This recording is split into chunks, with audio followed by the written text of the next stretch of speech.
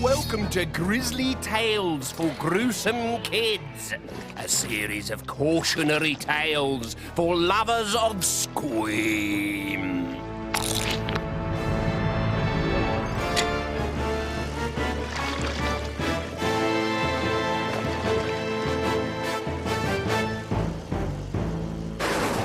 I call this tale The Clothes Pigs.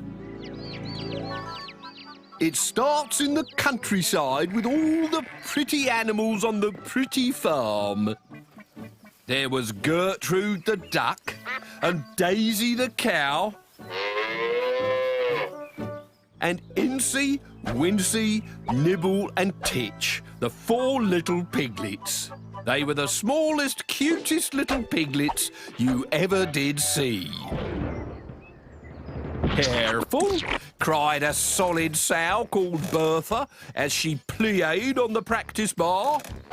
"Honestly, you runts, I've seen ballet pumps bigger than you."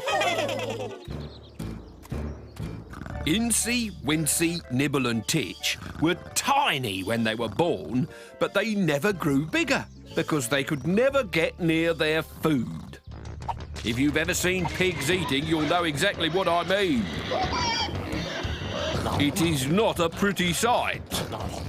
This meant that Incy, Wincy, Nibble and Titch were always hungry. And a hungry pig's got to eat sometime. It's just a question of when.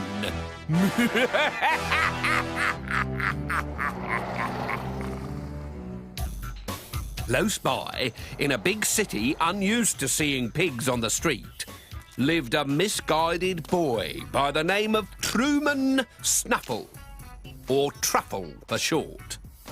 Truffle was a slob who treated his home like a hotel and his parents like slaves. He used his father for all the heavy tasks around the house, such as carrying him up and down stairs or opening a toothpaste tube, and his mother for everything else. Never offering to clear up after she'd cooked him a meal, never running his own bath, making his own bed, ready, or switching off the television, and never picking up his clothes. Clothes that his mother had spent hours washing, ironing and folding neatly into his cupboard. Clothes that he chucked on the floor like a pig. Appropriate, that. A pig. Never a day passed when Truffle's parents did not beg him to pick up his clothes. And never a day passed when Truffle did not reply, "I'd like to pick up a new set of parents." "If you continue to turn my house into a pigsty," warned his mother, "the clothes pigs will come." "The what?" "Clothes pigs. They live in pigsties like this." "I'm not scared of little piggies." "Well, you should be. They'll trotter you away." What they lack in size, they make up for in cunning. "Oh, come on. I mean, for a start, how are these clothes pigs going to get to me? Huh? Pigs can't walk through a city in broad daylight. The butchers would have them." Which merely confirmed how pig-ignorant Truffle was. That is to say, how ignorant he was of the power of pigs. Oink, oink. Then the accident happened, and Truffle's life went applesauce-shaped. His mother was carrying a pile of washing downstairs when she tripped on a pant hill. "Ah! Oh!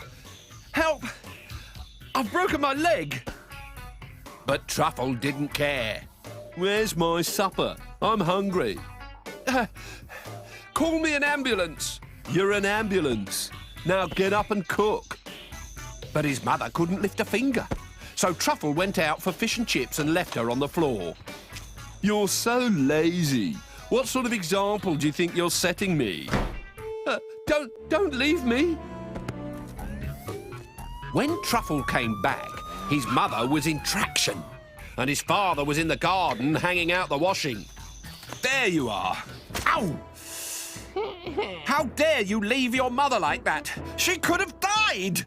I could have died of hunger, you mean? That's enough now, Truffle! He squeaked in a voice so high that the clothesline quivered.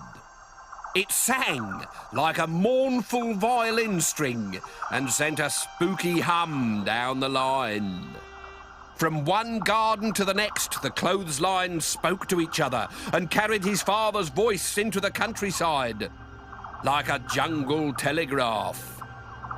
Only this was no jungle. Incy, Wincy, Nibble and Titch pricked up their ears when they heard the call.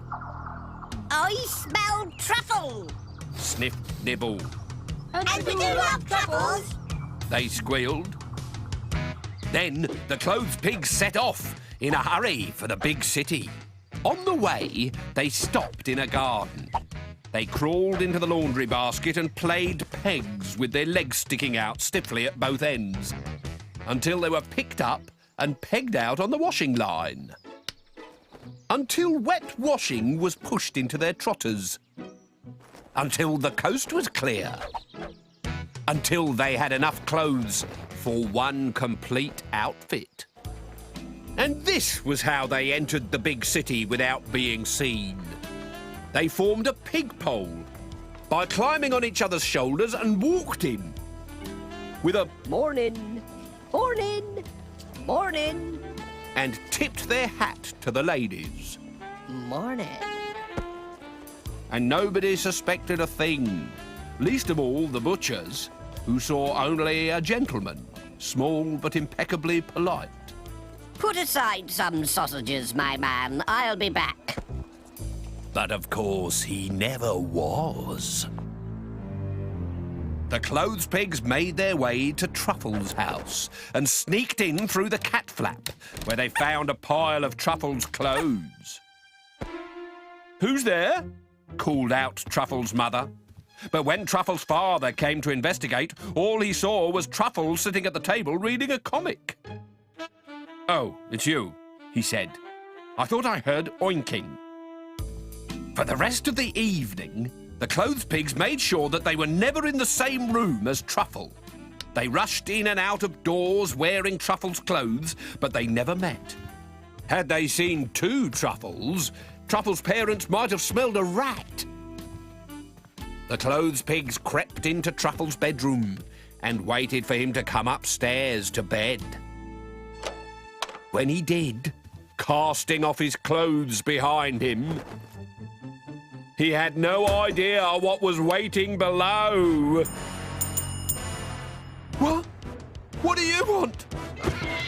Pigs will eat anything. Bone, gristle, hair, teeth, even pyjamas. In the morning, the pigs had gone. Just like Truffle, in fact. They left his clothes in a heap by the side of the bed, because clothes pigs may be many things, but they are not thieves. You want my advice? Pick up or pig.